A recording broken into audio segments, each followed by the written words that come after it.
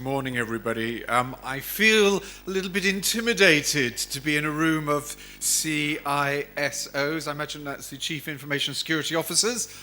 We used to call them, well, we've had Chief Technical Officers, Chief Information Officers, Security, Digital. We've gone through the names, I tell you, in my system. But sir, thank you very much for inviting me today. I am a complete outsider to your world. But I'm also a complete insider because I've got two of those little mini computers, one in each pocket. When I first arrived in the city, I had this aspiration that I would use one for official and one for private. And guess what? The two have merged. I have no idea who is on which phone, and that, I think, is just a small illustration of the importance that people like me have to think about when I'm trying to understand events in the northeast of the country, when I'm trying to do my bit for tech partnerships on all sorts of issues, when I've just had a colleague actually through from the National Crime Agency, very timely, who I took to see colleagues in Al-Bazar 2 days ago.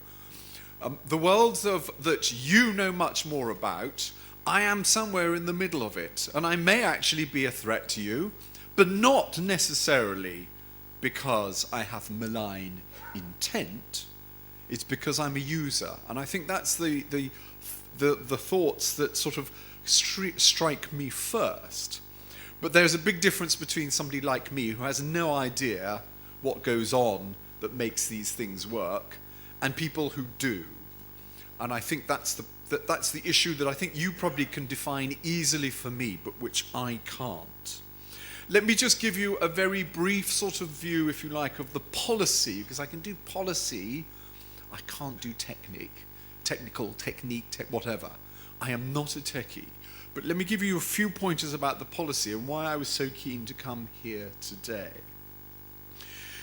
I was very struck in the information that was sent to me that talking about having a security, a national I've got the names already wrong, a national cyber security strategy. And my country has had for a long time such a strategy based around protection of something that's defined as the critical national infrastructure. That's actually, I hesitate to say it, and I sound incredibly complacent, but that is actually a relatively easy and important, but important thing to define and defend. But the world has moved on so much that definition of what was critical national infrastructure on IT has actually broadened significantly because, of course, the economic assets of my country, the intellectual property of my country, and actually the use of systems, be it our national health system, be it our transport, are now all on IT systems that, if disrupted, can actually cause major problems in my country. We've had an attack on our wonderful National Health Service records from, we believe, North Korea. So the extent to which, when I was involved in the critical national infrastructure, in a very marginal form, which was before a certain year 2000, and we were doing millennium bugs, the world has moved on completely. And the other thought, of course, for you, is that, I will say, and perhaps I should say it more in Bangalore than Calcutta, but I know in Calcutta that there are certain bits of what is in effect British-owned intellectual property. And we create, or you, your colleagues, people that you protect, actually create value for companies, headquartered, shall we say, in my country. And so that sense of international boundaries and borders, as you know, I mean, it's banal. I'm saying banalities, but just reminding you. And that is why I'm here, because there are no boundaries in this new world that we live in. And therefore, it's all the more important that we work together. We talked on Wednesday about Panama, because that is where servers are based. And that is where it causes lots of people's problems. But it's not just Panama. Those servers can be in the middle of an American desert, they can be up a Swiss Alp, they might be sitting in a nice little town in England. But there are servers all over the place, and the people that use them, we all use them, know no boundaries. So we have to work together And the importance for us of all of that is well recognised by my government, and some of you may or may not have noticed that for the last 2 visits of the Prime Minister of India to my country, which were in, I'm going to get the years wrong, but November 2015 and April 2018, this year, at both visits, during those visits, colleagues were talking about taking forward the relationship on cybersecurity, that we will work together on cybersecurity to protect not just our own critical national infrastructures, our own economic systems, our own intellectual property, our own systems that provide services for the general citizens of our country, but that will actually work internationally on all of this. Cyber knows no boundaries. All human activity is controlled by it. We worry about terrorism as well. I haven't mentioned that. We worry about crime. We worry about all sorts of things. And then on top of that, we also have to worry about fake news. That is the extent the digital world is controlling us. Let me just say a couple of things just to pick up on the points. You mentioned that wonderful piece of European legislation that, despite the fact we're Brexiting, is actually being implemented in my country. The great, I'm going to get the title wrong, I'm sure. Is it the General Data Protection Regulation, GDPR? I've talked about it to a different audience. That actually is an important thing because, do you know what?